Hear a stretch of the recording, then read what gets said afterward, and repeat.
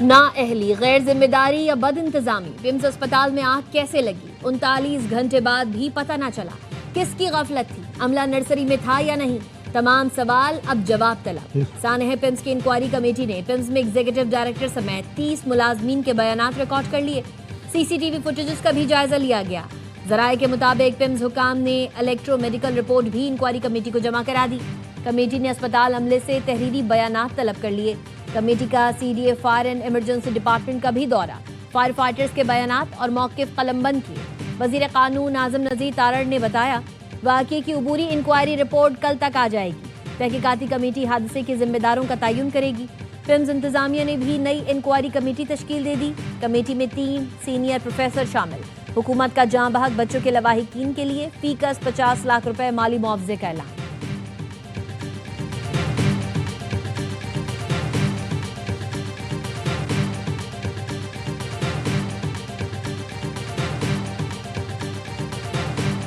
Minister صاحب ایک بات کہہ رہا ہے، ڈاکٹر دوسری بات کہہ رہے ہیں۔ منسٹر صاحب نے کہا ایئر کنڈیشن جو اوپر لگا ہوا تھا اس سے ایک اسپارک نیچے گرا۔ ای ڈی نے کہا کہ وہ جو اے سی ہے جس سے اسپارک نکلا تھا وہ اے سی کئی عرصے سے وہ اے سی خراب ہے۔ گائنیکولوجسٹ ڈاکٹر تھی، اسی نے کہا یہ اے سی سے اسپارک نہیں ہوا ہے، ایک وہاں وائروں کا گچھا باہر پڑا تھا اس سے ایک اسپارک ہوا ہے۔ آگ کیسے لگی؟ وزیر صحت اور ڈاکٹرز کے بیانات میں تضاد۔ قائمہ کمیٹی برائے صحت کے چیئرمین مہیش کمار نے بتایا کہ وزیر صاحب نے کہا کہ ایئر کنڈیشن سے چنگاری گری۔ ای ڈی نے کہا کہ اے سی تو خراب پڑا تھا۔ گائنیکولوجسٹ نے کہا اسپارک تاروں کے گچھے سے ہوا۔ نرسوں سے سوال کیے تو لگا وہ کنفیوز ہے، انہیں جواب سکھائے گئے۔ ایک نرس نے کہا آکسیجن سلنڈر سے آگ لگی لیکن وہاں آکسیجن سلنڈر تو تھے ہی نہیں۔ تینوں کمیٹیوں کی رپورٹ 48 گھنٹے میں آ جانی چاہیے تاکہ پوری قوم دیکھے۔ قائمہ کمیٹی دیکھے گی رپورٹ میں کتنی صداقت ہے۔ قائمہ کمیٹی نے پمز اسپتال کا دورہ کیا۔ کمیٹی ارکان نے وفاقی وزیر صحت مصطفیٰ کمال اور سربراہ پمز سے استعفے کا مطالبہ کر دیا۔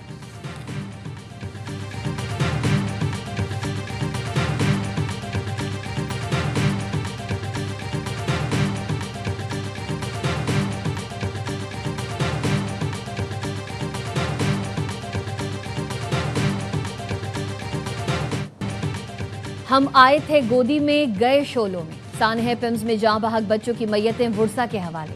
جاں بحق جڑواں بچیوں کے گھر میں سوگ، ماموں نے بتایا بہن آئی سی یو میں ہے، اسے تو بتایا تک نہیں کہ کیا قیامت بیت چکی۔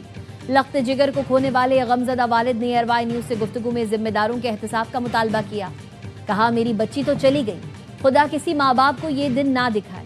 لواحقین نے الزام لگایا کہ آگ لگنے کے بعد عملہ بھاگ نکلا اور ہمیں بھی بچوں کو بچانے کے لیے جانے سے روک دیا۔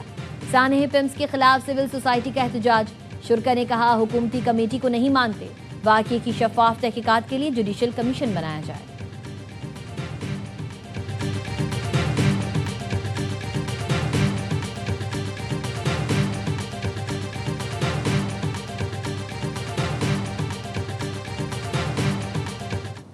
یہ بہت معلومات کی بنیاد پہ ہم عرض کر رہے ہیں کہ آپ نے اپنا استعفیٰ تو پیش کر دیا تھا وزیر اعظم صاحب کو، آپ تردید کر دیں اس کی؟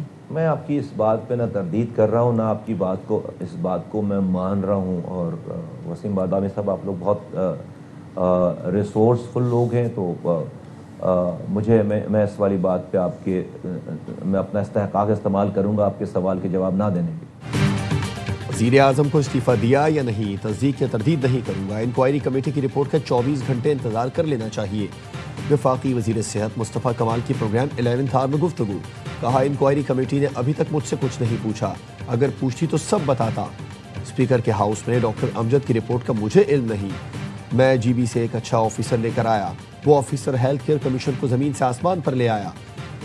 IHRA بورڈ کو اس آفیسر کا کام پسند نہیں آیا اور 15 دن پہلے اسے ہٹا دیا۔ IHRA بورڈ کا کام بابوؤں سے بھی آگے کا ہے۔ یہ بات درست نہیں کہ اسلام آباد میں کسی اسپتال کے پاس لائسنس نہیں۔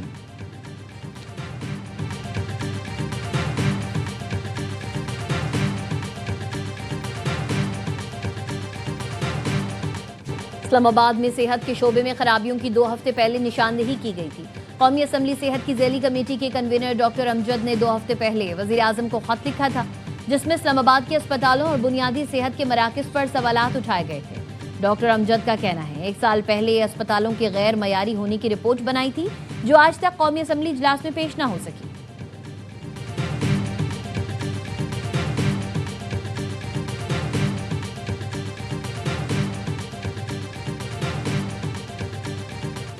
بڑے اسکینڈلز میں جس کا نام آیا، وزیر اعظم نے اسے سیکریٹری صحت بنا دیا۔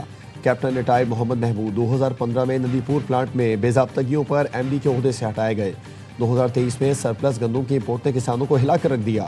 محمد محمود سیکریٹری فوڈ سیکیورٹی تھے۔ موصوف نے یہاں بھی معطلی کا تاج سر پر سجایا۔ 2024 میں سیکریٹری آئی ٹی کے عہدے سے برطرف کیے گئے۔ نادہندہ کمپنیز کو غیر قانونی مالی فائدہ پہنچانے کا الزام تھا۔ 2021 میں رنگ روڈ اسکینڈل میں بطور کمشنر راولپنڈی گرفتار ہوئے۔ رنگ روڈ کیس کی نیب میں تحقیقات آج بھی جاری۔ وزیر اعظم نے پنز واقعے کے بعد انہیں سیکریٹری صحت بنا دیا۔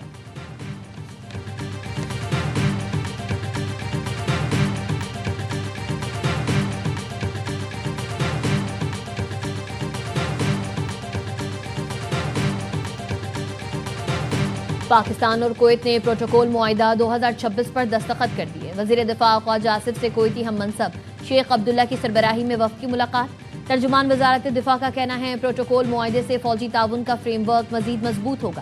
کویتی وزیر دفاع کی وفد کے ہمراہ جی ایچ کیو آمد۔ فیلڈ مارشل سید عاصم منیر سے ملاقات کی۔ باہمی دلچسپی، علاقائی سیکیورٹی اور دو طرفہ دفاعی تعاون پر تبادلہ خیال۔ باہمی مفاد پر مبنی دفاعی تعاون کو مزید وسعت دینے پر اتفاق۔ کویتی وفد کی علاقائی امن، پاک افواج کے کردار اور پیشہ ورانہ صلاحیتوں کی تعریف۔ پاک کویت دفاعی تعاون علاقائی سلامتی اور استحکام کے لیے اہم قرار۔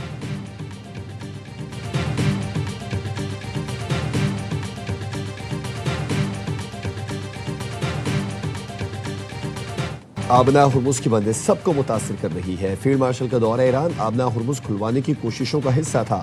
ترجمان دفتر خارجہ کی میڈیا بریفنگ۔ کہا فیلڈ مارشل نے دورہ تہران میں پرخلوص کوششیں کی۔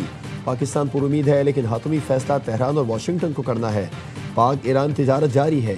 پاکستان ایران کے خلاف یک طرفہ پابندیوں پر عمل کا پابند نہیں۔ افغان طالبان کو زبانی دعووں کی بجائے عملی اقدامات کرنا ہوں گے۔ پاکستان ریاستی سطح پر ادارہ جاتی میکانزم بنانے کے لیے تیار ہے۔ پاکستان نے عبوری افغان حکومت کے وزیر دفاع کی جانب سے دو طرفہ میکانزم کے قیام کی تجویز نوٹ کی۔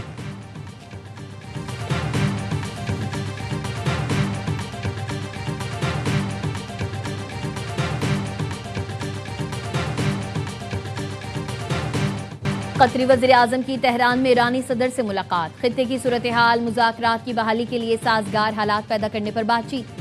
صدر مسعود پزشکیان نے کہا قطر، پاکستان اور عمان کی امن کوششیں قابل قدر ہیں۔ ایران اور قطر تلخ واقعات پیچھے چھوڑ کر دوبارہ باہمی تعاون شروع کر سکتے ہیں۔ ایران اپنے قانونی حقوق سے بڑھ کر کچھ نہیں مانگ رہا، دباؤ اور دھمکیوں کے سامنے نہیں جھکیں گے۔ شیخ محمد بن عبد الرحمن الثانی کی اسپیکر باقر غالب باف سے بھی ملاقات۔ سفارتی عمل دوبارہ شروع کرنے پر زور۔ قطری وزیر اعظم ایرانی وزیر خارجہ عباس عراقچی سے بھی ملے۔ علاقائی سلامتی و استحکام پر گفتگو ہوئی۔ آبنا ہرمز سے متعلق عبوری فریم ورک، عارضی مشترکہ بحری گزرگاہ اور بارودی سرنگیں صاف کرنے کے مشترکہ منصوبے پر بھی بات چیت۔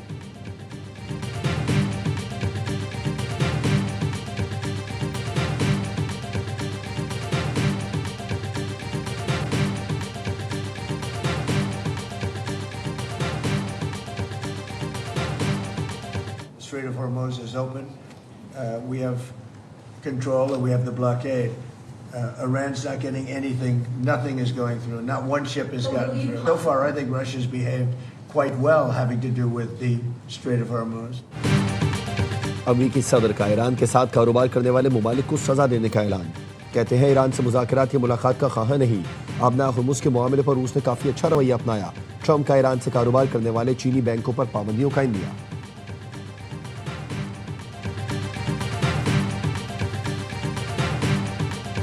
آزاد کشمیر میں جو پرائم منسٹر کا انتخاب ہوا اس پہ بڑا کرٹیسائز ہو رہا ہے کہ ایک اس شخص کو بنایا جو اپنی سیٹ ہار گئے۔ کہ میں تو قانون کا طالب علم ہوں، اگر مجھ سے پوچھیں گے تو میرا جواب یہ ہے کہ اگر آزاد کشمیر کا آئین اور قانون اس چیز کو منع نہیں کرتا تو اس میں کوئی کسی قسم کی قباحت نہیں ہے۔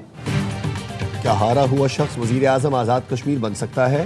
آزاد کشمیر کا آئین اور قانون اجازت دیتا ہے تو کوئی قباحت نہیں۔ وزیر قانون اعظم نذیر تارڑ کا جواب۔ کہا وزیر اعظم آزاد کشمیر کے انتخاب پر ہماری سیاسی ٹیم بہتر جواب دے سکتی ہے۔ وزیر قانون نے کہا فی الحال 28ویں ترمیم نہیں آ رہی۔ ہم 27 ستمبر کو آ رہے ہیں اسلام آباد، انشاءاللہ تعالیٰ اتنی تعداد میں آ رہے ہیں کہ آپ کی سوچ بھی نہیں ہوگی۔ ہماری پوری تیاری ہے، اس دفعہ ہم اسلام آباد آئیں گے اور کوئی بندہ بھی گولی اس دفعہ نہیں چلا سکتا۔ اتنی بڑی تعداد میں اسلام آباد آئیں گے کہ کوئی گولی نہیں چلا سکے گا۔ 27 सितंबर की तैयारी का आप सोच भी नहीं सकते। आईनी और कानूनी रास्ते अपनाए मगर इंसाफ नहीं मिला। इस बार आराम से नहीं बैठना। वजीर आला खैबर पख्तूनख्वा सोहेल आफरीदी का कहना है, पाकिस्तान का नौजवान सड़कों पर निकल आया तो सर छुपाने की जगह नहीं मिलेगी। नौजवान अपना गुस्सा उसी अशराफिया पर निकालेंगे। 27 सितंबर पाकिस्तान के एक नए दौर का आगाज होगा।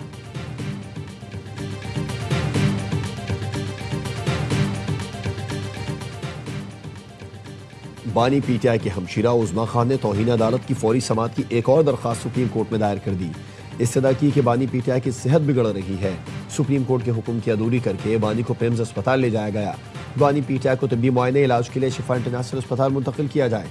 अदालत के 18 अगस्त के हुक्म पर फौरी और मुकम्मल अमल दरामद यकीनी बनाया जाए। रजिस्ट्रार ऑफिस ने फौरी समाअत की पहली दरख्वास्त मुस्तरद की थी।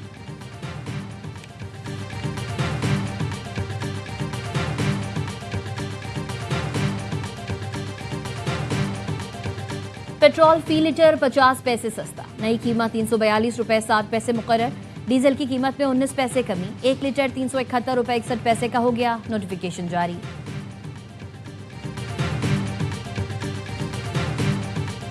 इंशाअल्लाह 3 सितंबर को जुमेरात के दिन पूरे मुल्क में मुल्क की हड़ताल होगी। इंशाअल्लाह ताला हमारी ये हड़ताल पुरअमन होगी।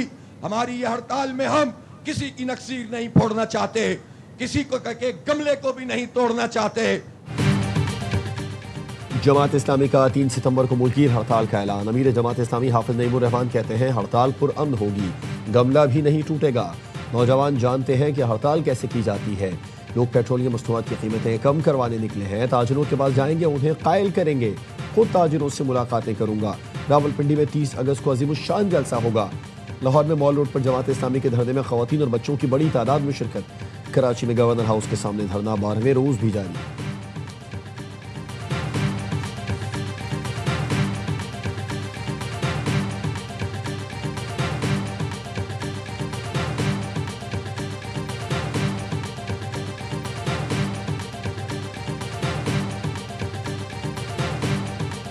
वाकया बहुत दिल खराश है, लेकिन इसको फिर सियासी रंग देना और किसी और तरफ ले जाना मेरा नहीं ख्याल है। हमारे इंस्टीट्यूशंस को मज़ीद बेहतर होने की ज़रूरत है। सिर्फ सिंध नहीं, हर जगह पे पूरे पाकिस्तान में हालात बेहतर करने। जिसको शौक है वो ले आए ना करारदाद।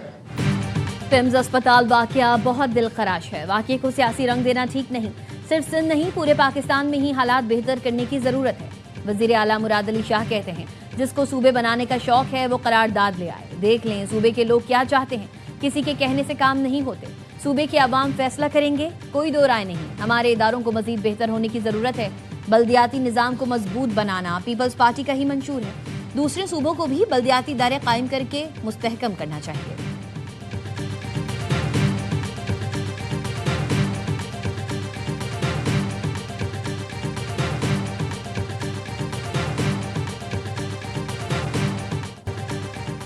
नायब वज़ीर आज़म इसहाक़ डार की बरतानवी वज़ीर ख़ारजा से लंदन में मुलाकात। तमाम शोबों में ताउन के लिए बाज़ाब्ता मुज़ाकरात का मुनज़्ज़म मैकेनिज़्म कायम करने पर इत्तेफ़ाक।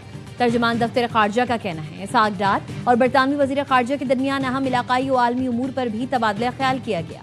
बरतानवी वज़ीर ख़ारजा ने मशरिक़ वस्ता में पाकिस्तान के तामीरी किरदार, सिफारती सालिसी कोशिशों को सराहा।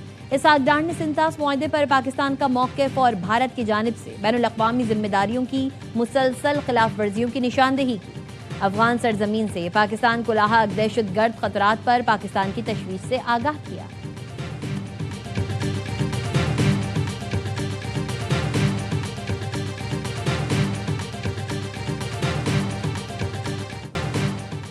वफाकी वज़ीर दाखिला मोहसिन नकवी का रीजनल पासपोर्ट ऑफिस का अचानक दौरा। पासपोर्ट ऑफिस मुकर्ररा वक्त से कबल बंद, अमला गायब था। मोहसिन नकवी शदीद बरहम, अमले को फौरी तौर पर ओहदों से हटाने का हुक्म। पूछा दफ्तर का वक्त 4:30 बजे है तो 4 बजे क्यों ताले लगे?